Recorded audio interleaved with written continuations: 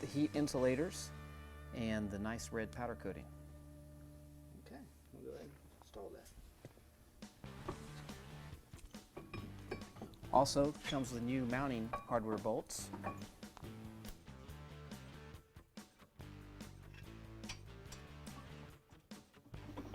We got our 5/8 on our ratchet. We're ready to tighten it up.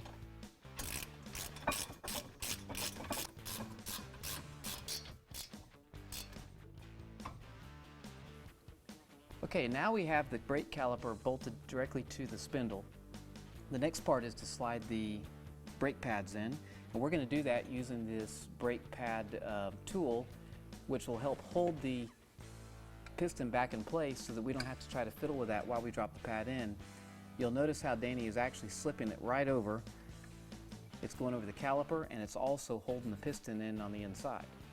And since these are 4 piston calipers, you have 2 pistons per side that you have to deal with. We have our set of Hawk brake pads, and with the clip in place, that should simply slide in. Right on in, Chris. Doesn't get any easier than that. Let's start the pin in the side. Now he can pull the clips out and transfer them to the other side. And he's actually pressing the piston in slightly with his finger just before he slides the clip over.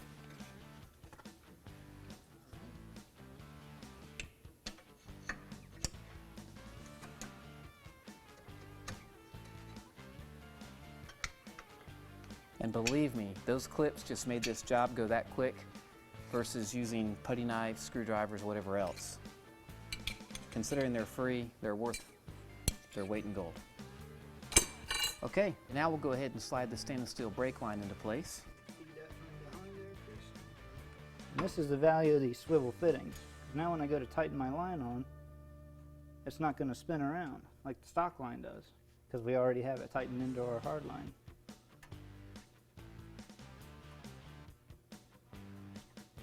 Alright, so all we got to do is tighten that up and we're all set. Okay, Ready to bleed brakes. Okay. So we're on our mock-up rear end. Chris, you can show us how to remove this rear caliper assembly? Sure. Paul, these are actually very easy to remove. The first thing you want to do is take a look at these brake lines here with a 3/8" wrench and remove your brake line. It's also a good time to replace that brake line. There's a pair of 5/8 head bolts right below here that hold the caliper on. You'll remove those 2 bolts and simply lift the caliper straight off the rotor. So now we're ready to go ahead and take our caliper off and take our 5/8 socket on the extension.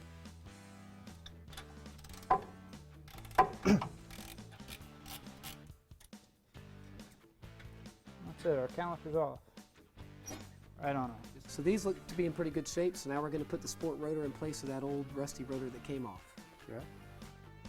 We're going to make sure to get our alignment holes.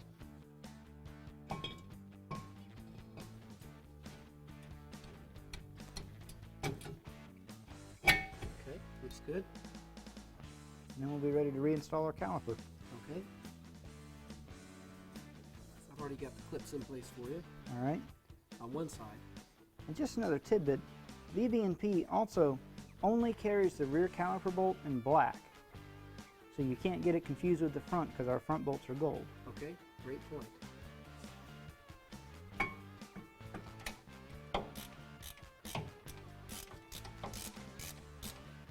All tight and ready for our pads. Okay, here's the pad.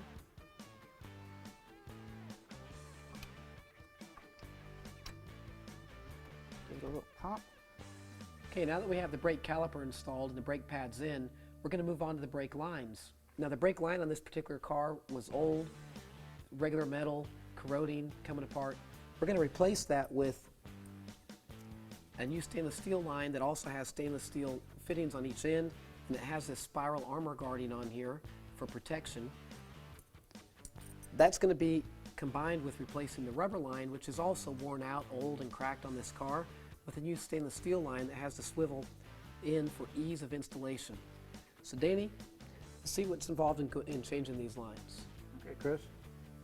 First, we previously removed this, but we pop your rubber line off here, so when you go to break it loose free at the frame, that's going to spin free. Okay. So we'll take just our 5/8 wrench.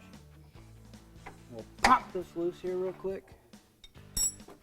You just spin that line right on off there. It's no problem. We see it's full of fluid and actually very damaged. You see how the ends are corroded? Yeah, this line is just slap worn out. That's an accident waiting to happen right there. You got that, plus that'll cause brake fade. In fact, if I was working on this car, knowing that this line looks like this, I'd probably be tempted to just cut it and pull it on out, not spend a lot of time, That's because right, I know Chris. I'm putting a new one in. Save you some time.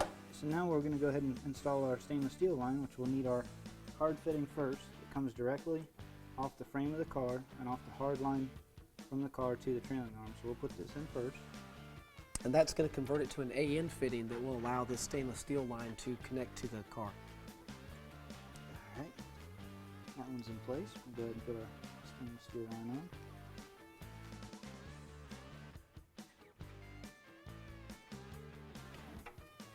For your cap.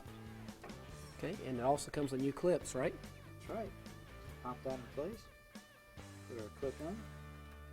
And that clip keeps it from rotating and turning. Correct.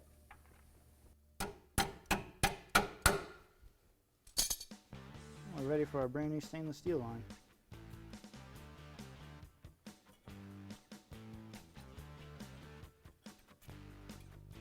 And that line screws directly into the back of the caliper. Yes, it does, Chris. If need be, you can kind of twist, turn it a little bit to get it to fit in. It looks Yeah, like. because you're going to tweak it to your application just slightly. Calipers installed, brake pads, fresh lines are on. The last part of this is to adjust the parking brake cable. That's very easy to do, as the rotor has a hole in it that can be rolled around and indexed with the parking brake adjustment, and the parking brake can be adjusted.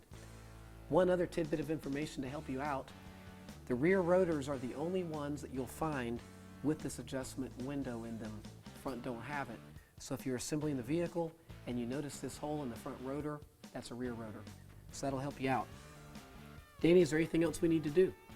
No, Chris, I think we're ready to put fluid in it and bleed the brakes up. Okay, great.